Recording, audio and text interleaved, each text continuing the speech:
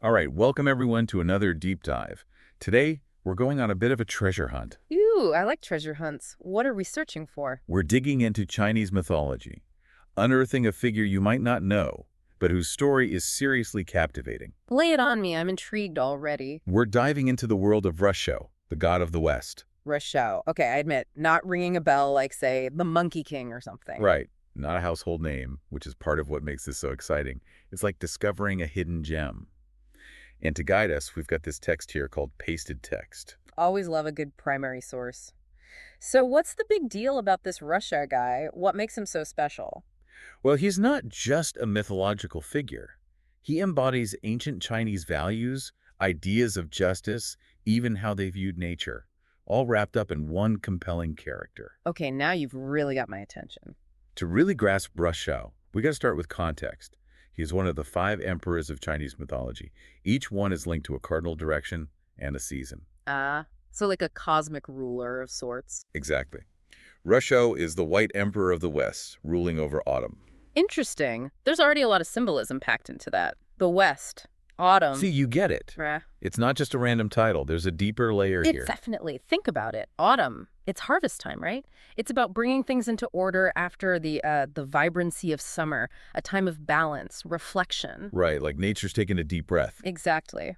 And this connects to the wuxing, the 5 elements in Chinese thought. Ah, yes, the wuxing. I've heard of this, but honestly, need a refresher. No worries. It's a key concept. Basically, it's the idea that the entire universe is made up of 5 elements: wood, fire, earth, metal, and water. And each element has unique qualities. Precisely. And they interact in this cycle of creation and destruction. Keeps things in balance, you see. So where does Rushou fit into all of this? Well, Rushou is associated with the metal element. Metal, huh? So is this like literal metal? Or is it more symbolic? Both, really. But in the wuxing, metal represents clarity, structure, and you guessed it, justice. Makes sense. Metal is strong, unyielding. Right. It's about setting boundaries, refining, bringing things to their proper form. So Rushou embodying metal isn't just symbolic, it's about him representing these qualities on a cosmic scale.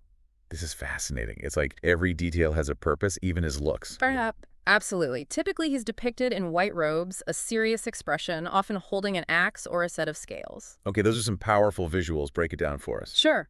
The white robes symbolize purity, impartiality, the axe. That's the power to uphold justice, enforce it. And those scales, they're about balance, the ability to weigh actions fairly. So it's not just that he is justice. He looks the part, too. Precisely. But this isn't all abstract concepts, right? There are actual stories about Rushou being a judge. Oh, absolutely. There's this great one about 2 tribes fighting over hunting grounds. Rushou, instead of showing up all powerful, he takes the form of a simple old man. Ooh, going undercover. That's smart. Right. He blends in, observes, gathers information. He wants to understand before making any judgments. Divine justice in disguise. Exactly. And this really highlights something important. In the ancient Chinese view, justice wasn't just about punishment. It was more about... It was about understanding, ensuring harmony, being fair. And Rushou taking time to understand the situation before acting, that embodies this perfectly. So what happened when he finally revealed himself? The story says he mediated a solution that was fair to both tribes, ensured the land was used sustainably, and prevented more conflict. Sounds like a win-win.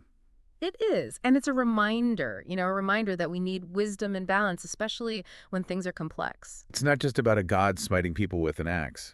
Speaking of hitting things, got to ask about the white tiger. Rushou is often shown with this powerful creature. What's the significance? Yes. The white tiger is a big deal in Chinese culture. Strength, protection, the West. All things associated with Rushou. So they're a perfect match. Exactly. But the white tiger also represents the power needed to actually enforce justice. It's not enough to be fair. You have to be able to protect the innocent, uphold order. So it's like the white tiger is the muscle to Rushou's wisdom. You got it. And even Rushou's name itself, Jinzeng, literally means the righteousness of autumn. No way. Yeah. Seriously. Shows you how deeply this concept of justice is baked into who he is. He is the embodiment of righteousness, particularly the righteousness tied to the harvest season. It's all connected. Yeah. So what does this all mean for us today? What can we take away from learning about Rushou?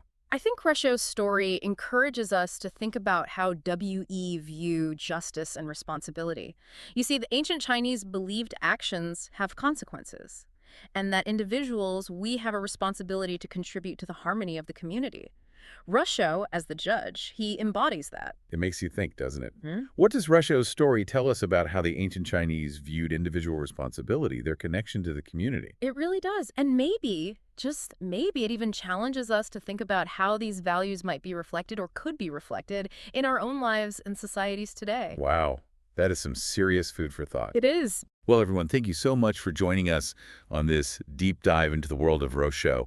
Hope you learned something new and maybe even found yourself pondering some deeper questions. I know I have. Until next time, keep exploring. And keep those questions coming. Absolutely. See y'all next time.